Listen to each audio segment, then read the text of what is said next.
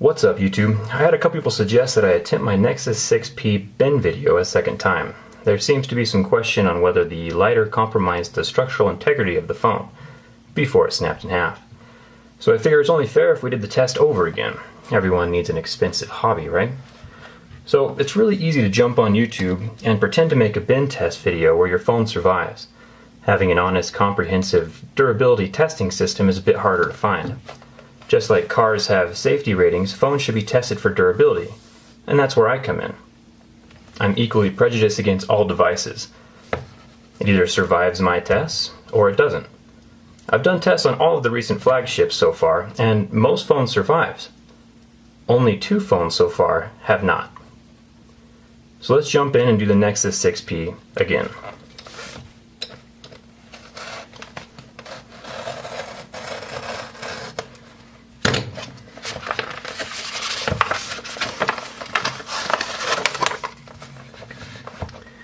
As a side note, if you're having problems seeing any of the logos on the phones, go ahead and bump up your video quality to 1080p. Or, maybe it's time to just upgrade your monitor.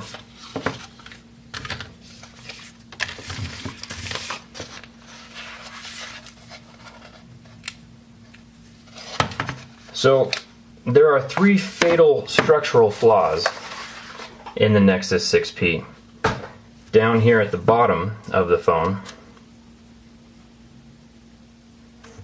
there is an aluminum midframe inside the phone that is supposed to add rigidity to the device, and it does, kinda. The flaw is that the aluminum frame is not actually screwed in or attached to the back housing of the 6P. They are completely free-floating separate entities, so the aluminum frame is just chilling down there inside of the device. The only thing holding the aluminum midframe to the rear of the phone is a super thin piece of glass on top of the device, right here at the bottom, and a few plastic dovetail joints inside. And even though it is Gorilla Glass 4, the glass is not designed to structurally adhere aluminum chunks together. Luckily, you guys will be able to see the plastic dovetail joints I'm talking about in just a few seconds. The second design flaw, in combination with the first, is the thinness of the sidewalls on the 6P rear aluminum back. If the aluminum back and midframe were solidly screwed together, the thinness wouldn't be an issue, but since the midframe freely floats right out of the rear frame when it's bending, the sidewalls of the rear frame become super worthless all by their lonesome.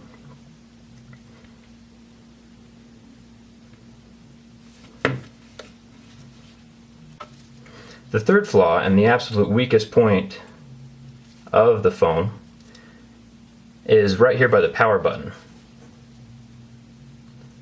The battery stops here, and the motherboard stops here. There is such a small bit of aluminum holding this together, it's insane. This allows for the perfect kinking point in the middle of the phone.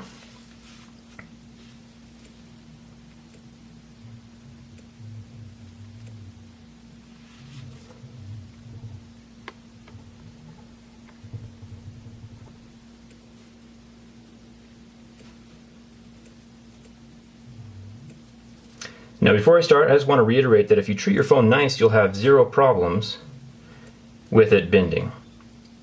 Especially if you have it in a case. But remember, the smartphone is the most accidentally abused piece of equipment on the planet. You sit on it, accidentally drop it, step on it. It's important to know how durable it is before you buy it. Cars have a safety rating for a reason. It's good to know what to expect before you buy it. Nobody plans on wrecking their car, but it's good to know it's safe if you do. Now let's find out what we can expect from the Nexus 6P.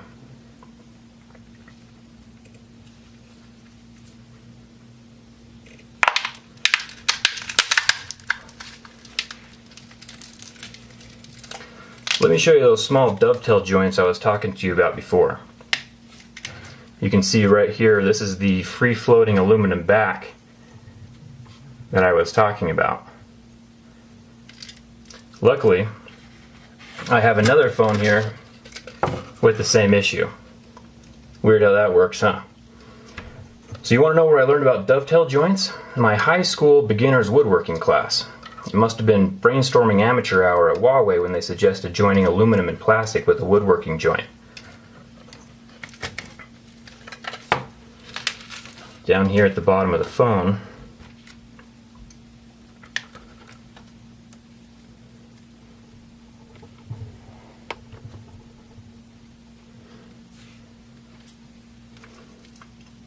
you can see here are the tiny little plastic dovetails that are supposed to keep this phone intact. Remember that any positive thing anyone has ever said about this phone is probably still true. Just because it has one fatally significant hardware flaw doesn't make it a terrible phone. Just treat it nicer than you normally would. There are phones that bend in half and there are phones that don't bend in half. The Nexus 6P is just one of the phones that bend in half. My buddy Max Lee has a channel, High on Android, and he did a rather interesting bend test video if you haven't seen it yet. Definitely go check out his channel. He put 90 pounds of pressure right on top of this Nexus 6P.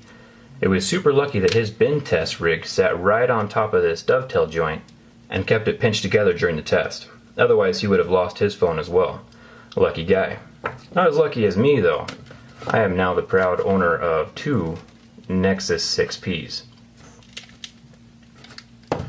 Durability test videos like this one aren't a waste of time. They're what spark changes in the cell phone industry. If nobody caught flaws, improvements would never be made. I bet Google never uses this plastic dovetail joint again. Here's the other flaw I was talking about. Right here next to the power button is the weakest piece of aluminum holding this phone together. The motherboard's on this chunk of the device, the battery's on this chunk of the device, and the aluminum in the middle is the perfect bending point between the two. Here's another look at those dovetail joints that are supposed to be connecting with this back plastic piece to the aluminum midframe. And here's the front glass that is also supposed to be helping to hold the whole phone together.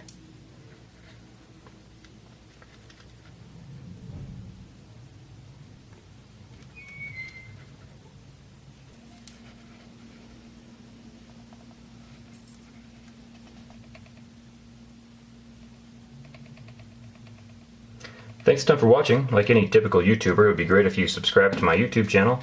It would also make me feel all special and stuff if you followed my Instagram. Thanks a ton for watching.